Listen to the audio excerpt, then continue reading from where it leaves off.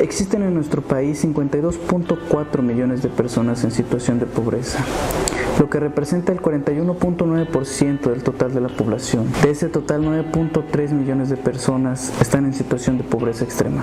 ¿Pero qué significa que un mexicano esté en situación de pobreza? Pues que simplemente no tiene acceso a uno de los siguientes indicadores que a continuación les voy a mencionar.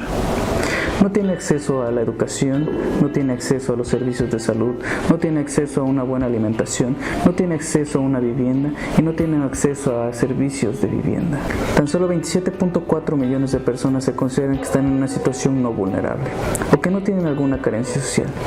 Sin embargo, los 9.3 millones de personas que mencioné anteriormente solo tienen acceso a un solo servicio o indicador de los que mencioné. Si tú eres de esos casos muy particulares de personas que lograron cruzar la línea de la pobreza gracias a su esfuerzo, a su empeño y a su dedicación, muchas felicidades. Pero si a pesar de todos los obstáculos que tuviste que cruzar para ser la persona que eres hoy en día, no te hicieron cambiar y no te solidarizas con las personas que estuvieron en la misma situación que tú, pues qué triste de veras. ¿Has escuchado que el que es pobre porque quiere?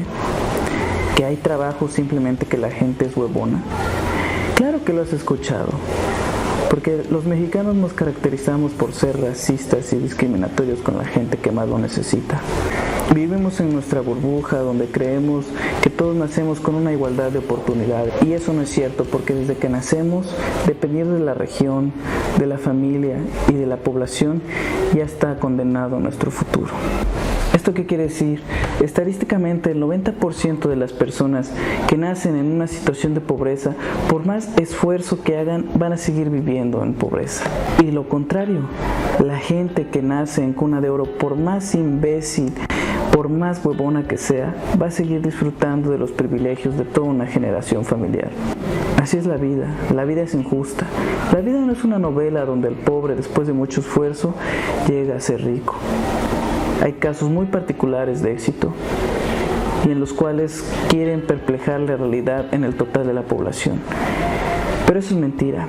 Hay gente que se ha esforzado, hay gente que ha luchado y termina muriendo pobre. Y esa es la realidad en la que vive la mayoría de nuestra población. En nuestro país, la gente más discriminada es la gente que pertenece a los grupos originarios. Y adivina qué, los índices con mayor pobreza se localizan en las poblaciones mayoritariamente indígenas. Y eso no es todo. Aún dentro de esa población existe un núcleo todavía más discriminado, que son las mujeres, jóvenes y embarazadas o con hijos, las que sufren más el ostracismo de esta población. La realidad va más allá de que el pobre es pobre porque quiere. Va más allá porque la gente que ha nacido en ese núcleo familiar no solamente ha tenido que vivir el día a día, ha crecido con una ola de violencia, ha crecido con una serie de vulneración a sus derechos humanos, ha tenido que vivir sin tener el acceso a una educación, sin tener acceso a una alimentación, ha tenido que vivir sin tener acceso a los servicios básicos de vivienda. Hay personas que creen que las personas con mayores índices de pobreza se reproducen automáticamente porque así lo quieren. Pero eso no es cierto. También sufren violaciones a sus derechos reproductivos sexuales. Es decir, los obligan a casarse a temprana edad, los obligan a embarazarse a temprana edad. Las mujeres son vistas como ganado que son susceptibles de venta al mejor postor.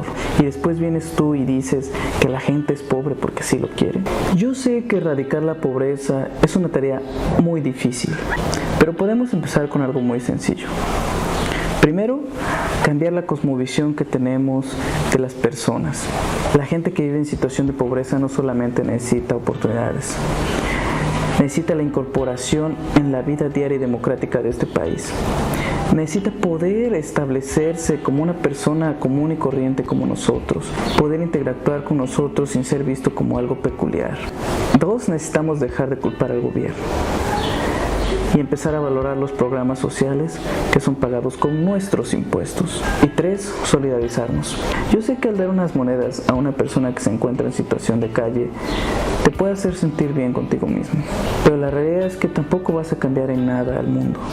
Lo que sí podemos empezar a hacer es impregnar de valores en la sociedad. Hay personas que desde que nacieron lo único que han querido en su vida es poder tener un plato caliente de comida. ¿Tú crees que les va a importar leer un libro? ¿Tú crees que les va a importar trabajar? Evidentemente no, porque han tenido otro tipo de educación a la que tú y yo tuvimos acceso y ellos no. Porque en la mayoría de los casos, porque sé que hay casos particulares, crecimos en una familia que no nos violentó laboralmente, sexualmente o físicamente. Es decir, nuestra realidad ha sido totalmente distinta. Por lo tanto, yo te invito a que cambiemos la cosmovisión que tenemos de esta cruda realidad y que empezamos a formar lazos de solidaridad para generar un cambio común. Pero necesitamos gente como tú que esté preocupada por el cambio radical de este país. Y esto no lo puede hacer una persona, ni dos, sino muchas personas. Muchas personas comprometidas con esta gran nación. Yo soy Eduardo Arteaga y si te gustó este video, te invito a que lo compartas y a que le des like. Muchas gracias.